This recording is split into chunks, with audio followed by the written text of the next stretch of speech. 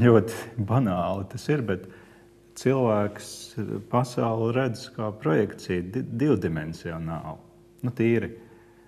Un viss pārējais kaut kāds ideja par telpu un par to, kā mēs apzināmies pasauli, īstenībā ir mūsu kaut kāds domāšanas vai apziņas tāds rezultāts.